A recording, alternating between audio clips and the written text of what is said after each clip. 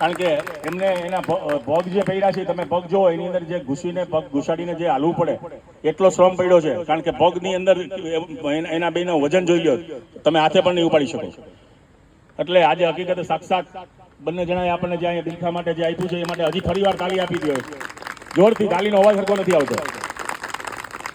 માટે આ કૃષ્ણા ઇવેન્ટ ભરતભાઈ અને એની ટીમને ખૂબ ખૂબ અભિનંદન.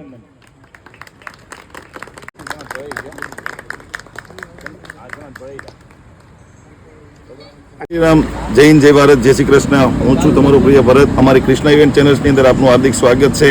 ખરેખર આજનો જે શોભાયાત્રાનો દિવસ હતો એમાં ખૂબ અટૂટ આનંદ આવ્યો. અમારી ટીમને અને અમને અમારા મોહિતભાઈ સોઢા તથા હિતેશભાઈ તથા બિલખાના તમામ અગ્રણીઓ અને કાર્યકર્તાઓને ટીમને હું અંદર દિલથી હૃદયથી વંદન કરું છું કે આજનો જે કાર્યક્રમ ખરેખર સફળતાપૂર્વક જે ગયો છે એવો આજ ફર્સ્ટ ટાઈમ ગયો ને. મોહિતભાઈ, તમે જણાવો કે આજનો જે કાર્યક્રમ હતો, આજે જે આપણે 26 તારીખના જે 2026નો જે કાર્યક્રમ એ તમને ખરેખર બિલખા વતી કેવો લાગ્યો? બહુ સરસ.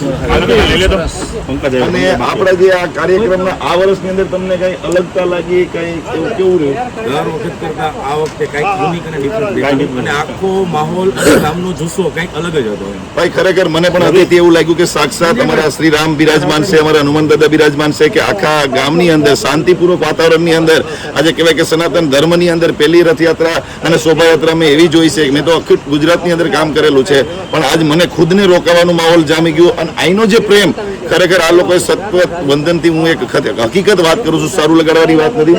આજે ગામનો પ્રેમ એટલો સપોર્ટ મળ્યો છે. સાથોસાથ હતા હનુમાનજીની અને હરેક પાણી, કોલ્ડ ડ્રિંક્સ, જે લોકોથી જે સેવા થઈ હતી એ હૃદયથી અને કહેવાય ને કે આનંદથી સેવા થઈ હતી. કોઈ દેખાડો કરવા માટેની સેવા નહોતી. આજ બિલખા ગામની અંદર એમ કહેવાય છે કે સંખ્યા નાની હોવા છતાં બિલખા ગામે રેકોર્ડ બનાવી નાખ્યો છે, રેકોર્ડ તૂટી ગયો છે.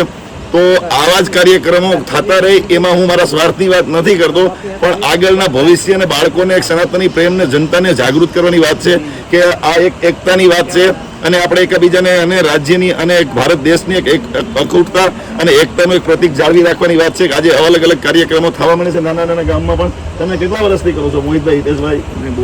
મારા જન્મ પહેલાનું ચાલુ જેમ જો હાલે. એના માટે ધર્મશાળા છે ને સંજયભાઈ રાવલ ધર્મશાળા જે સંભાળે છે, જે ખરેખર એમને આપણે પૂછીશું કે ધર્મેશભાઈ જે વાત કરી આપણને અને જે સન્માનિત કાર્યક્રમોની અંદર જે સાધુ સનાતન ધર્મના પણ બધાને સન્માન કરેલા છે.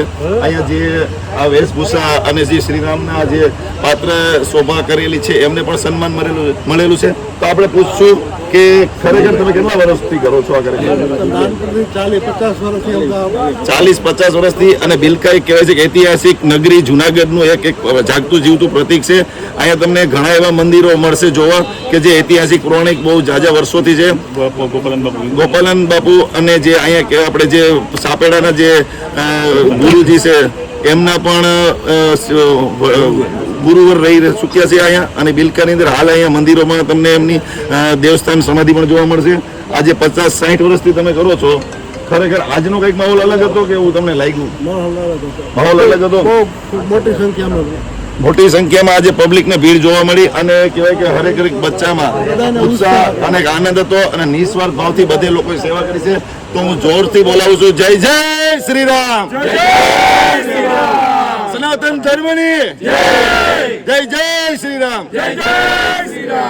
ખરેખર આ એક અવાજ ને એક જોશ ને એક ઉર્જાની સાથે મજા આવી આજનો કાર્યક્રમ.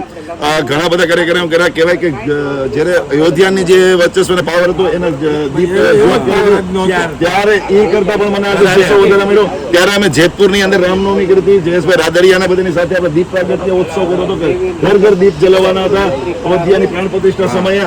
આજ એની કરતા પણ જોશ અને ઉર્જા મને વધારે મળી. મોહિતભાઈ, હિતેશભાઈ, થેન્ક યુ સો મચ. જય જય શ્રી રામ.